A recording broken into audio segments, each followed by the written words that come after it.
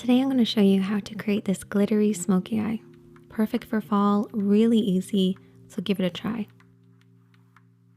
As with every look that we do, we always start off with an eyeshadow primer. This will give your shadows something to hold on to. However, if you don't have an eyeshadow primer, concealer and then a little bit of translucent powder over the top will still work pretty well.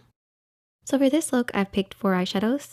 This isn't a palette, these are shadows that I put together myself. And I want to show you guys how to pick shadows that are going to work for you. So the first shadow is the highlight. This should be at least 1 shade lighter than your skin tone, but can be anywhere to 4 or 5 shades lighter.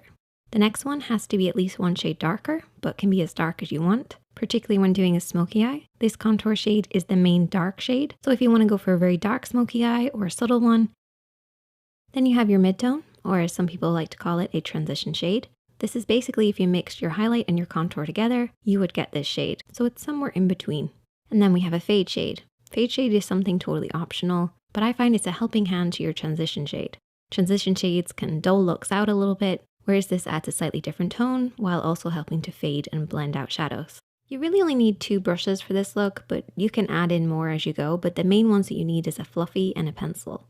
Both of these are by Blancams Cosmetics and they have gorgeous marble handles, which I love. So we're going to start off with the midtone and that beautiful fluffy brush.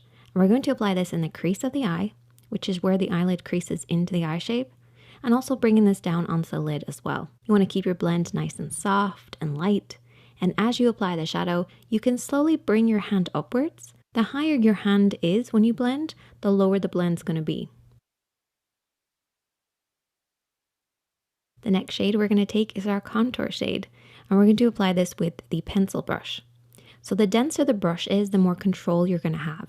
And that's what we want with our darker shadows. So we're basically stamping this along the lash line. For beginners, try to imagine that you're actually trying to get the shadow on your lashes. That way you get really close to that lash line. You only want to cover the halfway point of the lid. So really saturate this area. Don't blend it up too high. And you should end up with something that looks like this. What we're going to do is we're going to have our brush a little lower and we're going to smudge and blend over the top of this. We're not picking up any additional product. We're basically just smudging what's already there and using whatever's left over on the brush. Blending this up to cover the lid, but the concentration should be right by those lashes. Now for beginners, if you're over blending, you may find that it disappears from that lash line a little. That's okay. Just go ahead and reapply after you've done your first blend. Now we're going to take our fade shade and we're going to blend this back and forth in the crease of the eye. Now you can use your midtone for this, but it does dull out the look. However, that can kind of make it a little bit more wearable, so it's personal choice. But what I do is I just coat a little bit of that fade shade on the edge of the brush. And I work this into the crease of the eye so that the bristles are touching just ever so slightly above the crease, but mostly focusing deep in the crease and slightly onto the lid. And this will create that fade for you, which is why I refer to it as a fade shade. Then I'm going to take my highlighter shade and with a flat brush or your fingertips, you can just tap this on the inner corner and just underneath the brows. And then we're going to go ahead and apply some glitter. Now for beginners, I would recommend using glitter liners.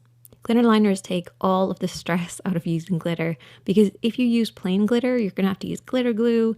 It's fussy, it's messy. Glitter liners all the way. Just make sure to apply a very thin layer and slowly build it up.